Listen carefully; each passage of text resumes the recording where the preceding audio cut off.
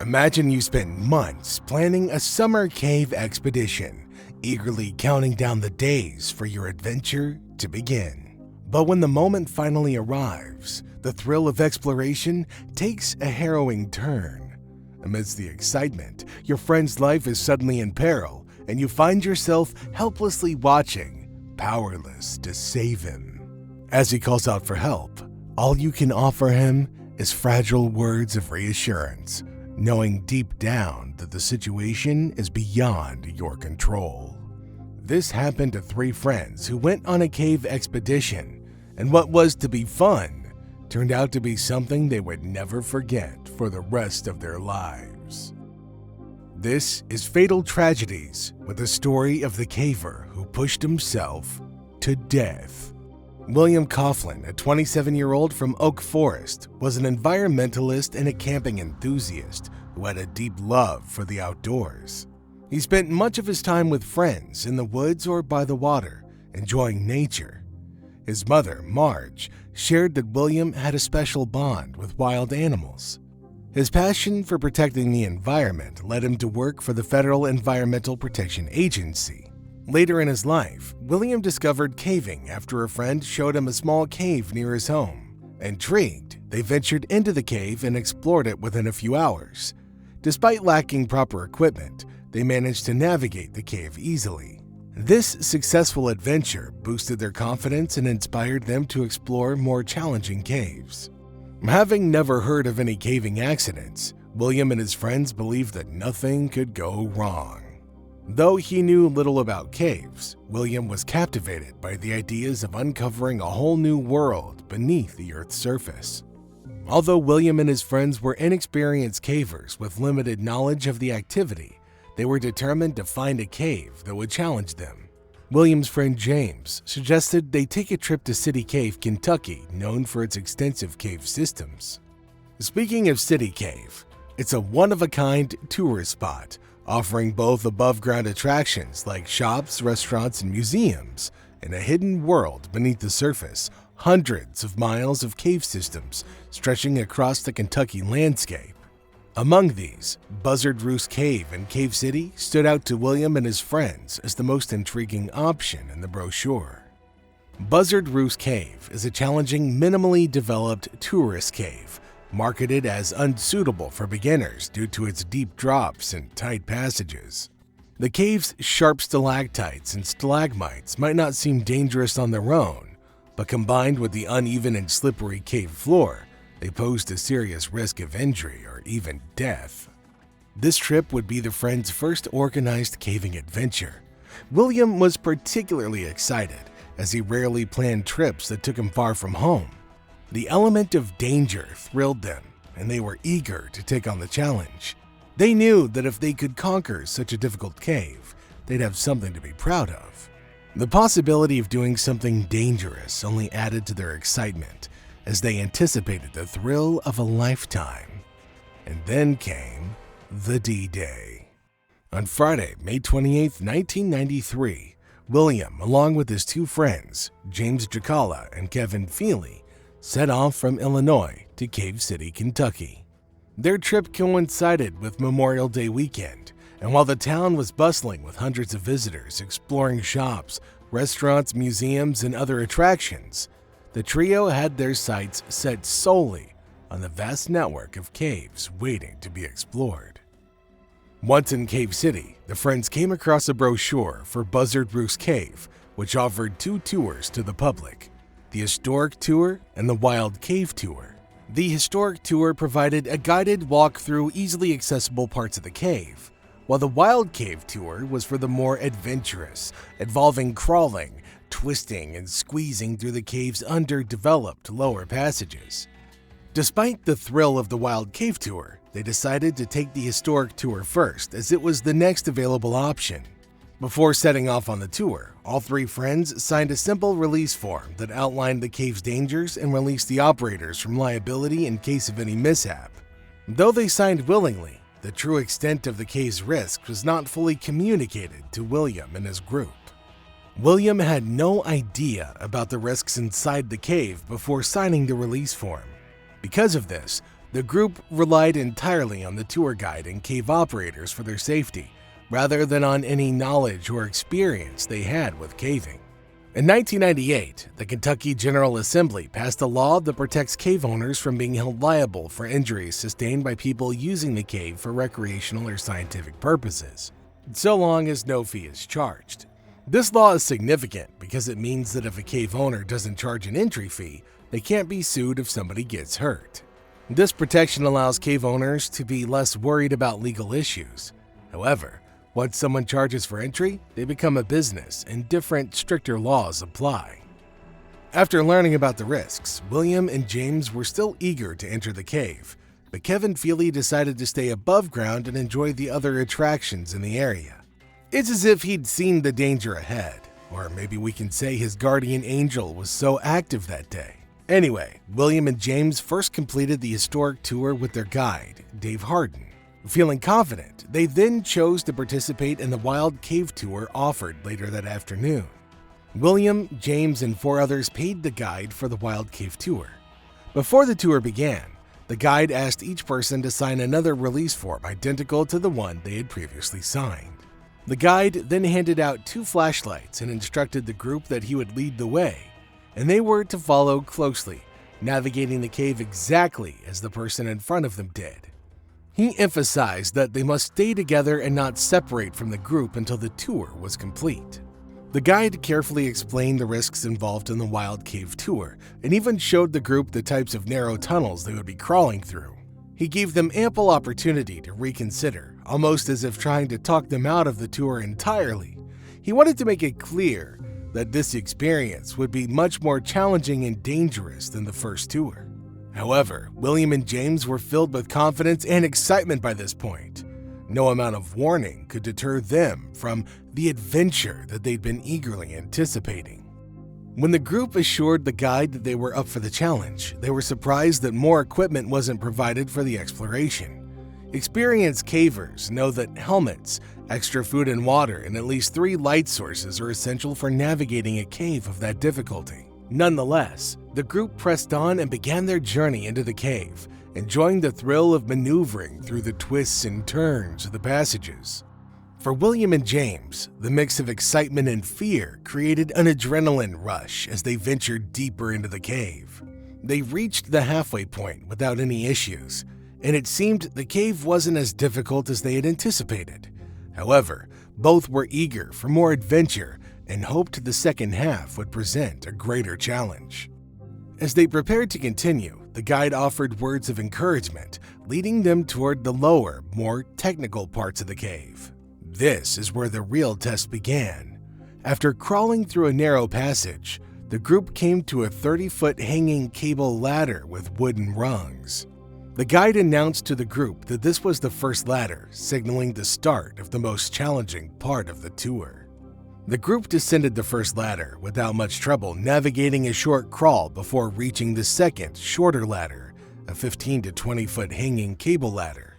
Though it wasn't as tall as the first, this ladder proved to be more difficult. It dangled awkwardly over a rock ledge, making it hard to grip the rungs securely. After the group made it down the second ladder, the guide announced that the official tour had ended, and they were now free to explore the nearby passages on their own. Before they could begin their independent exploration, however, the guide mentioned that they were running behind schedule. He then left the group at the bottom of the ladder, saying he needed to leave the cave briefly to make a quick phone call. William felt a strong pull to revisit the second ladder and explore a passage that had caught his eye earlier. This is the part of the movie where you feel like telling the actor not to try to do what you're thinking. It's a bad idea. But anyway, James agreed, thinking they might discover an untouched part of the cave. With determination, William grabbed the ladder and began to climb. But he was already tired, and the ladder wobbled beneath him, making each step a struggle. The ladder wasn't designed for someone of William's size, standing 6 feet tall and weighing around 220 pounds, making the climb even more challenging. Frustration and fatigue began to set in as he struggled to maintain his grip. Realizing the difficulty, William decided to pause and take a break. He hoped the guide would return soon to help him, giving him the strength and support needed to make another attempt. As he waited, a mix of emotions surged through him: determination, frustration, and a growing sense of vulnerability in the depths of the cave. James, growing concerned by the guide's prolonged absence, asked the other two group members if they could help find him. After waiting for what felt like an eternity with no sign of the guide's return, William decided to give the ladder another try. He climbed back onto the unstable ladder, making it about halfway up before a surge of anxiety set in. His grip faltered, and he slipped off, falling hard. As he plummeted, his head struck a protruding rock on the cave wall, and he landed heavily on his head, which started to bleed profusely. James was shocked by the sudden accident and rushed over to William. He quickly examined his friend and found a deep 2-inch gash on William's scalp. Another group member, alerted by the commotion, hurried to the scene. They found William conscious but disoriented, struggling to make sense as he responded to their questions. The urgency of the situation deepened as they realized the severity of William's injuries and the need for immediate help. William didn't initially understand what had happened. Confused and disoriented, he thought they'd already left the cave. As he began to grasp the extent of his injuries, panic set in. James quickly tried to calm him, reassuring William that he was okay and promising to get him out of the cave safely. The tour guide eventually returned and informed James that the only way out was to climb the ladders and exit the cave the same way they had come in. However, William was in no shape to leave. His condition was deteriorating and he was becoming increasingly delirious. The severity of his injuries led the group to worry that he might not make it out at all. James was furious and argued with the guide, insisting that they needed a cave rescue team to help William. The guide remained firm, telling James that they would need to rely only on their own efforts to get William out. James suspected that the guide was avoiding calling for a rescue operation to prevent causing panic among the many visitors above ground at the attractions. The group realized that their only option was to get William up the ladder and out of the cave. Working together, they managed to push and pull William up the ladder, overcoming this first major hurdle. They were relieved to succeed, but the real challenge lay ahead. The next obstacle was a narrow V-shaped passage that was claustrophobically tight. The rough, sharp edges made it difficult to grip, and there was a real risk of getting wedged in if they didn't navigate carefully. The passage was primarily a belly crawl, undulating up and down before taking a sharp left turn and descending further. William entered the passage head first, struggling to crawl through the tight space. He was anxious and nervous, knowing he was larger than what the passage could comfortably accommodate. None of the other group members were as large as William, so they hadn't been concerned about getting through initially. William, however, was painfully aware of how close he was to getting stuck. Halfway through the passage, he realized with growing panic that he couldn't move any further. The tight space and his own size created a terrifying situation, making the escape feel increasingly impossible. And then, the second tragedy struck. At a certain point, William realized he was stuck and unable to move backward against the force of gravity. Desperate cries for help echoed through the cave as he became trapped horizontally, with his arm pinned underneath his body. The wedge-like shape of the passage kept him propped up, but if he slid further into the crack, he risked becoming even more entangled, potentially making almost his entire body inaccessible. The group tried to pull him from the other side, but their efforts only seemed to worsen his predicament. James was stunned by the unfolding nightmare, and in a frantic attempt to help, used all of his strength to push William further out. However, this only made things worse, causing William to become even more wedged to the point where he could barely talk or breathe. The tight squeeze compressed William's lower organs, affecting his diaphragm and lungs. Each breath became a struggle, and his breathing sounded gurgly as fluid began to fill his lungs. The guide instructed James to go to the surface and get the cave owner to report the accident. James rushed out, realizing that the guide and the cave owner were intent on managing the situation without involving external authorities. It soon became clear that William's situation was critical. Without a significant mechanical pulling system, there was no way he could be extracted safely from the narrow passage. As the situation inside Buzzard Roost Cave grew increasingly dire, The guide finally left to get a medical kit and alert the authorities. This delay meant that 3 critical hours passed before medical and rescue personnel arrived on the scene. Meanwhile, outside the cave, onlookers began drawing eerie comparisons to the infamous 1925 case of Floyd Collins, who had perished under similar tragic circumstances just miles away. The memory of Collins' agonizing death and the media frenzy surrounding it cast a dark shadow over the present ordeal. When rescuers finally arrived, they were determined to save William despite the complexities of his situation.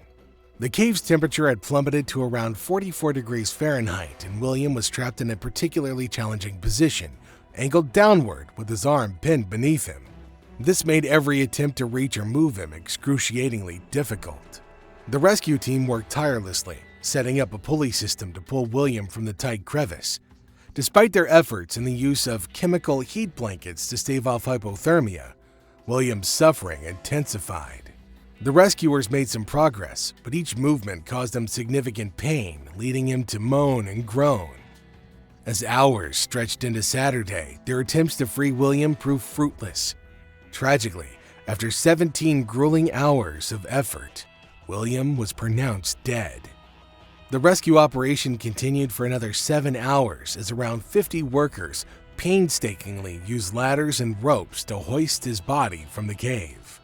By 2:30 p.m. on Monday, nearly 3 days after William first ventured into the cave, they finally brought him out. Mike Swift, the Barron County coroner, confirmed that William's death was due to compressive and positional asphyxia, with the head contusion being a secondary issue. The primary cause of death was the severe trapping that compromised his ability to breathe. The Kentucky State Police conducted an investigation into William's death, marking the first such case in the area in over 2 decades. The Denver-based 10th U.S. Circuit Court of Appeals found that the cave attraction owner had a significant understanding of the dangers involved in the activity, which contributed to the estate's liability for damage.